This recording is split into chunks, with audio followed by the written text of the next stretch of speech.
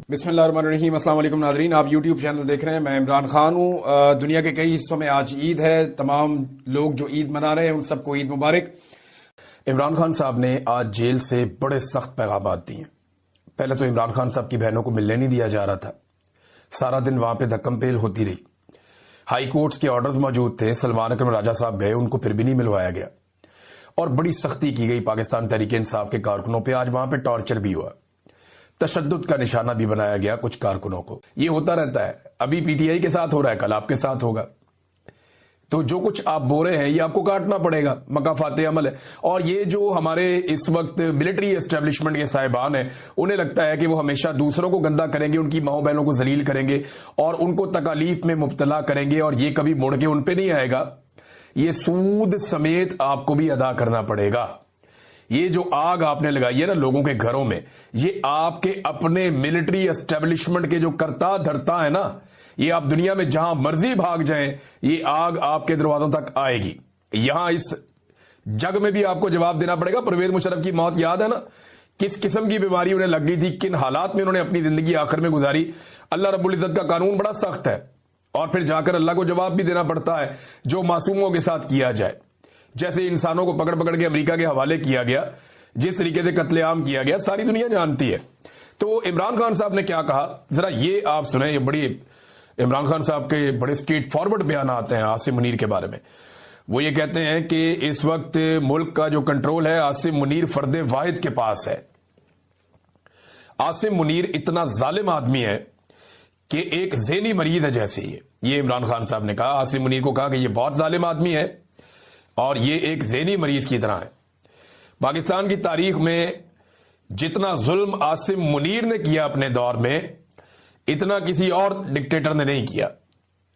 ना इन्होंने बच्चे छोड़े, ना औरतें छोड़ी, ना बुजुर्ग और ज़ईफ लोगों को छोड़ा। फिर डॉक्टर यास्मीन राशिद की इमरान खान साहब ने जेल में एग्जाम्पल दी, क्योंकि वो अपनी बहन, एक बहन से वो मिले, उस्मा खानम से, तो वो बता रही हैं सारी बातें बाहर आकर कि डॉक्टर यास्मीन राशिद केस की उन्होंने मिसाल दी इमरान खान साहब ने कि वो कब से जेल में है और उनका कसूर क्या है। सिर्फ यही कसूर है कि उन्होंने कहा कि जी मैं पाकिस्तान तहरीक इंसाफ को नहीं छोड़ूंगी, और जिन लोगों ने छोड़ दिया पाकिस्तान तहरीक इंसाफ को, उन्हें आम माफी दे दी गई। बुशरा बीबी क्योंकि इमरान खान साहब के साथ डट के खड़ी हो गई तो उन्हें कहते तन्हाई में रखा हुआ है।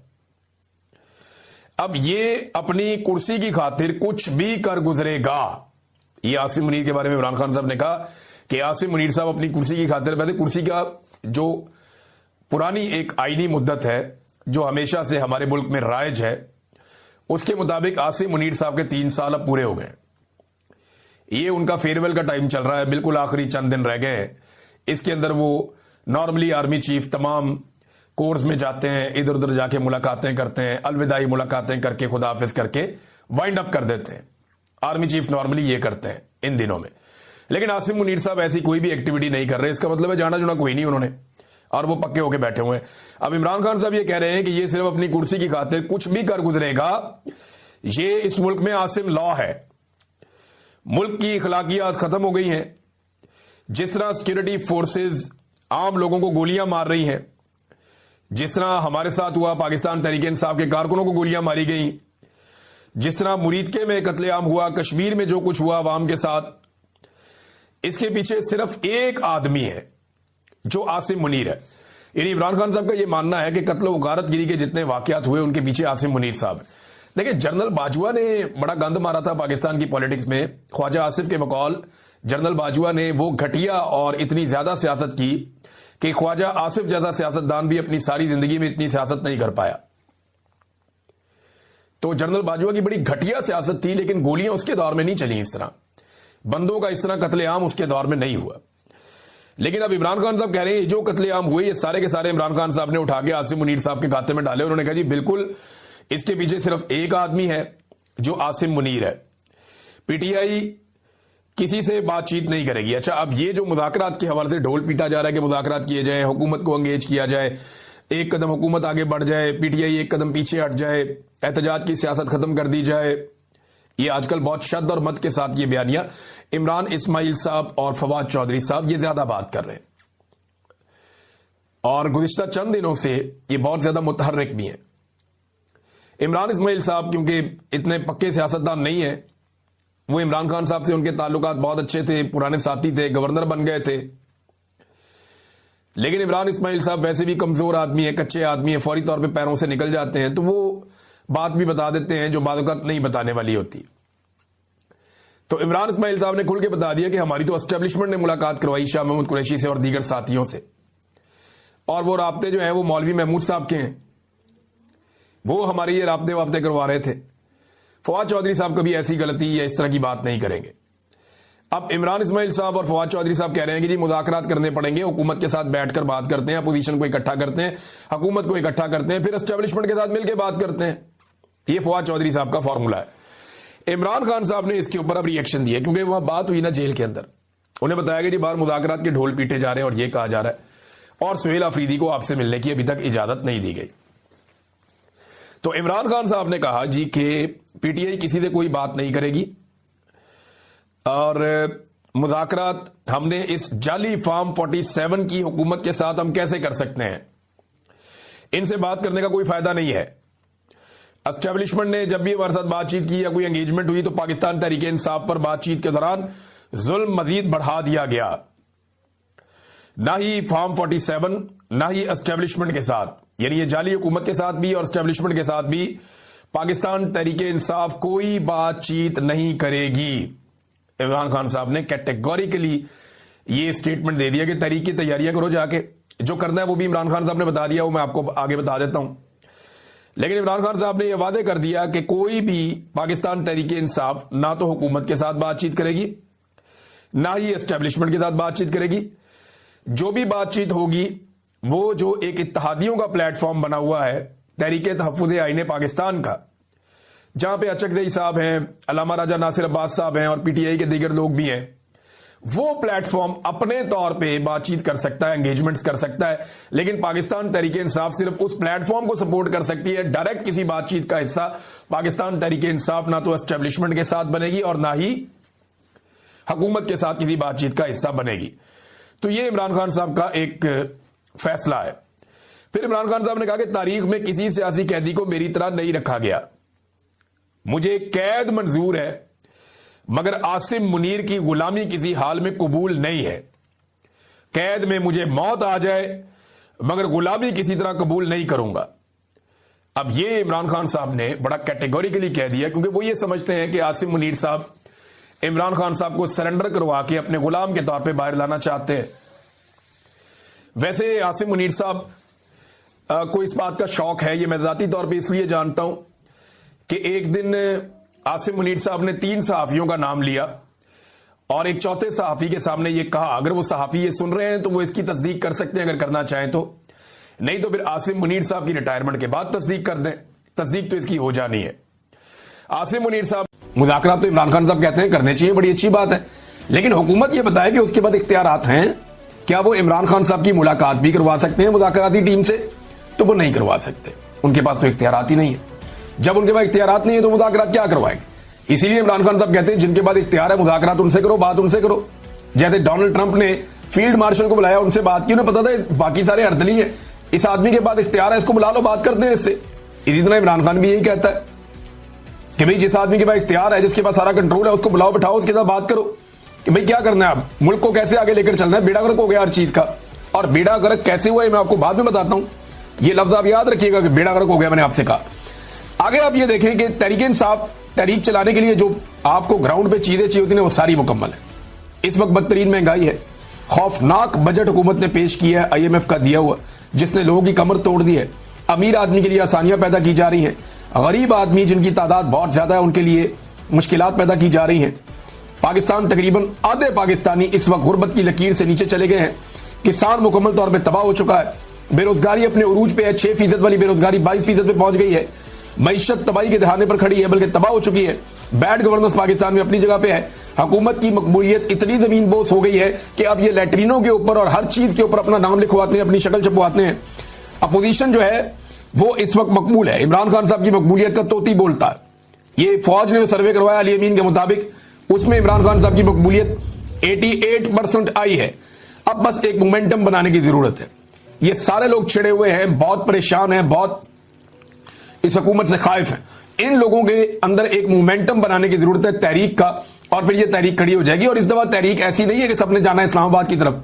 आप सारे इस्लामाबाद की तरफ जाते हैं, रास्ते में 50,000 पुलिस वाले इस्तेमाल होते हैं तो वो रोक लेते हैं। अब अपने अपने शहरों में, अपने अपने इलाकों में, अपनी अपनी जगहों पे अगर मुल्क को बंद किया जाएगा तो बड़ी मुसीबत बन जाएगी इस हुकूमत के लिए। अच्छा, इस मोमेंटम को बनने से पहले तोड़ना एक वजह और भी है कि जरूरी है। देखिए, 29 नवंबर 2025 को आर्मी चीफ के 3 साल मुकम्मल हो रहे हैं। असूलन इस तारीख को एक आर्मी चीफ रिटायर हो जाता है, लेकिन इन्होंने 2 साल की एक्सटेंशन ली हुई है। तो आर्मी चीफ चाहेंगे कि 29 नवंबर 2025 तक की तारीख जो है वो पुरसकून अंदाज में गुजर जाए। इस डेट से पहले मुल्क में कोई एहतजाजी तहरीक या कोई ऐसी अनइवन चीजें ना हो जिनकी वजह से ये मामला छिड़ जाए। लिहाजा वो ये चाहेंगे कि बिल्कुल पुरसकून अंदाज में 29 नवंबर 2025 का दिन गुजर जाए और उसके बाद वो 2 साल के लिए दोबारा उनकी एक्सटेंशन हो जाएगी। तो इस सूरत हाल में जो है वो फिर बाद में तहरीक चलती है तो देखेंगे क्या होगा, लेकिन वो चाहेंगे कि ये वक्त गुजर जाए और इसके लिए कोशिश अब की जा रही है। और कभी मुज़ाकरात, कभी बैकडोर चैनल, कभी ये वाली कहानी, कभी ट्रक की बत्ती। तो ये सारी ट्रक की बत्तियां इससे पहले भी हमने ऐसी बहुत देखी हैं। इमरान खान साहब को तो बहुत दफा ऑप्शन दिए गए, यानी अब उन्हें क्या ऑप्शन दिया जाएगा। आमिर डोगर साहब ने जो इंकशाफ किया था वो ये देखें आप। आमिर डोगर साहब हैं, ये हामिद मीर साहब के प्रोग्राम में इंकशाफ कर रहे थे कि इमरान खान को जिस दिन गिरफ्तार किया गया उससे एक दिन पहले इमरान खान के पास कुछ लोग भेजे गए थे कि आपको सुबह गिरफ्तार कर दिया जाएगा, अगर आप मुल्क से जाना चाहते हैं तो लाहौर एयरपोर्ट पर जहाज खड़ा है, आप दुनिया में जहां जाना चाहते हैं जा सकते हैं। मगर इमरान खान ने बैरून मुल्क जाने से इनकार कर दिया। आमिर डोगर कहते हैं कि इमरान खान को बार बार मुल्क से बाहर जाने का कहा गया, जब वो जेल में चले गए तब भी उन्हें मुल्क से बाहर जाने का कहा गया। उन्हें यह भी कहा गया कि आप हाउस अरेस्ट हो जाएं, लेकिन इमरान खान साहब ने किसी किस्म की डील नहीं ली। उन्हें 8 फरवरी के इलेक्शन से पहले और 8 फरवरी के इलेक्शन के बाद भी बार बार डील देने की कोशिश की गई, लेकिन उन्होंने डील नहीं ली। एक आदमी जिसने उस मुश्किल वक्त में डील नहीं की, क्या वो इस वक्त डील करेगा जब हुकूमत बुरी तरह फंसी हुई है? मुझे नहीं लगता कि इमरान खान कोई डील करने जा रहा है। पाकिस्तान के लिए वो एस्टेब्लिशमेंट से बात करना चाहते हैं कि भाई बेड़ा गर्क हो गया मुल्क का, अब निकलो बीच में से, आओ मैं तुम्हें रास्ता बना कर दूं, तुम निकल जाओ। और इसके लिए अगर नवाज शरीफ से भी बात करनी पड़े तो कोई घाटे का सौदा नहीं है। एक दफा फौज को सियासत से निकाल दें तो पाकिस्तान आगे बढ़ सकता है, इसके अलावा और कोई रास्ता नहीं है। नाजरीन, मैं आपको कह रहा था ना कि तबाही फेर दी है, अब वो चीज मैं आपके सामने रखने जा रहा हूं कि किन चीजों को मैं ये कह रहा था कि बुरी तरह पाकिस्तान में तबाही फेरी गई है। कौन से बड़े बड़े जो है वो कंपनियां हैं जो पाकिस्तान को छोड़कर चली गई, जैसे कि माइक्रोसॉफ्ट पाकिस्तान में बंद करके अपने दफ्तर जा रही है। 25 साल से वो यहां काम कर रहे थे, अब वो छोड़कर पाकिस्तान को जा रहे हैं। तो ये तो पाकिस्तान के लिए एक बड़ा नेगेटिव है, बहुत बड़ी तादाद में लोग बेरोजगार हो जाएंगे। इसमें रिजवान गलज़ई साहब ने बड़ा अच्छा काम किया, उन्होंने एक रिपोर्ट तैयार की है, उसमें चंद उन बड़ी कंपनियों के नाम बताए हैं जो पाकिस्तान से अपना कारोबार बंद करके चले गए। शेल कंपनी अपने 77.42% जो शेयर्स है वो बेचकर जून 2023 में चली गई। पार्को पेट्रोलियम कंपनी अपने 50% शेयर्स बेचकर पाकिस्तान से चली गई। 2023 दिसंबर में टेलीनॉर पाकिस्तान भी बंद हो गया, चला गया पाकिस्तान से। ऊबर कंपनी, यानी वो किसी और को बेचकर चले गए, ऊबर कंपनी वो भी बंद हो गई। और उनकी एक और कंपनी है क्रीम, वो भी बंद होने का उन्होंने ऐलान कर दिया कि वो भी बंद हो जाएगी, 1-2 माह पहले उन्होंने ऐलान किया था। प्रॉक्टर एंड गैम्बल कंपनी वो भी बंद हो गई, वो बेचकर चले गए। सीमेंस कंपनी वो भी बेचकर चले गए। यानी बहुत सारी ऐसी कंपनियां हैं जो पाकिस्तान छोड़कर जा रही हैं। मोबाइल फोन बनाने वाली कंपनियां वो भी पाकिस्तान छोड़कर जा रही हैं। जो कंपनियां पाकिस्तान में आना चाहती थी वो अब कानों को हाथ लगा रही हैं कि हम नहीं आ रहे। इससे पहले डॉक्टर आरिफ अलवी भी अपने ट्वीट में बता चुके हैं कि उन्हें माइक्रोसॉफ्ट के जो हेड हैं, जो मालिक हैं बिल गेट्स, उन्होंने क्या कहा था। अमेजॉन भी पाकिस्तान आते आते रह गया, यानी अमेजॉन पाकिस्तान में आ रहा था, लेकिन इमरान खान साहब का दौर जब खत्म हुआ उसके बाद एक मायूसी फैल गई और फिर जो कारोबार के साथ हुआ, अमेजॉन भी अब पाकिस्तान नहीं हारा। ये सारी तबाही नाजरीन पाकिस्तान के अंदर फेरी गई है और ये गुज़िश्ता 3 सालों में फेरी गई है। शब्बर जैदी साहब का एक बयान बड़ा जबरदस्त तरीके से गर्दिश कर रहा है, वो बयान मैं आपके सामने रखता हूं और बहुत सारे लोगों ने इसको ट्वीट किया। साबिर शाकिर साहब के ट्विटर से मैं पढ़ के सुनाया दूं और बहुत सारे लोगों ने इसको ट्वीट किया है। उन्होंने कहा, मैंने इमरान खान और जनरल बाजवा को कहा कि ये हमारे अपने इदारे FBR में बहुत से लोग करप्शन में मुलव्वस हैं, तो इमरान खान ने फौरन मुझे कहा कि इन सबको निकाल दो, लेकिन बाजवा ने मुझे निकाल दिया। ये जरा प्रायोरिटीज हैं, इस तरीके से मुल्क चलाया जा रहा है। तो फौज को सिर्फ अपना काम करना चाहिए, सियासत में और एडमिनिस्ट्रेशन में और मुल्क चलाने में किसी किस्म की मुदाखलत कभी भी नहीं करनी चाहिए। अटक जेल से नाजरीन कुछ और कैदियों को छोड़ा गया है। ये 19 कैदी हैं जो अब रिहा हुए हैं 7 महीने के बाद। ये 26 नवंबर के मुकदमात में इन्हें गिरफ्तार किया गया था। जब ये कैदी रिहा हुए तो वहां कैमरामैन मौजूद थे। उन्होंने जब इनकी वीडियोस बनाई तो ये तमाम कैदी इमरान खान जिंदाबाद के नारे लगा रहे थे।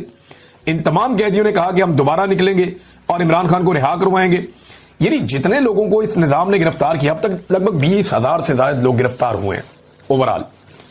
ये जो 20,000 से ज्यादा लोग गिरफ्तार हुए ना पाकिस्तान तरीके इंसाफ के, अब इनके ऊपर तो मोहर लग गई है कि ये पक्के वर्कर हैं पाकिस्तान तरीके इंसाफ के, ये अपनी पार्टी छोड़कर अब कहीं नहीं जाते। यानी इन लोगों ने अब कुर्बानी दे दी है ना। सियासी वर्कर जब गिरफ्तार हो जाता है ना तो उससे पहले उसकी अपनी पार्टी के साथ मंगनी हुई होती है, लेकिन जैसे ही वो गिरफ्तार होता है ना उसकी अपनी पार्टी के साथ उसका निकाह हो जाता है और फिर ये निकाह नहीं टूटता। ये पीपल्स पार्टी के साथ भी हमने होते देखा, जमात इस्लामी के साथ भी होते देखा, ये हमने PMLN के साथ भी होते देखा। लेकिन जितने बड़े पैमाने पर गिरफ्तारियां इनकी हो गई हैं पाकिस्तान तरीके इंसाफ की, भाई इतनी बड़ी गिरफ्तारियां तो हमने सुनी भी नहीं थी। और पंजाब के अंदर इस पैमाने पे ये तो सवाल ही पैदा नहीं होता। तो बड़ी इन्होंने डिक्टेटर्स ने इतनी तबाही नहीं फेरी जितनी इनके खिलाफ तबाही फेरी गई है मौजूदा रजीम की तरफ से। मिलिट्री एस्टेब्लिशमेंट ने और मौजूदा हुकूमत ने मिलकर जो पाकिस्तान तरीके इंसाफ के साथ जुल्म जबर और फस्तायत किया, ये लोग पूरी ताकत से खड़े हो गए। वो सरम जावेद खान वो रिहा होते ही उन्होंने डायरेक्टली फिर अटैक किया हुकूमत के ऊपर। यानी रिहा होते ही एग्जैक्टली वही जुमले, वही बातें, वही मोमेंटम था उनका बात करने का जो उनका गिरफ्तार होते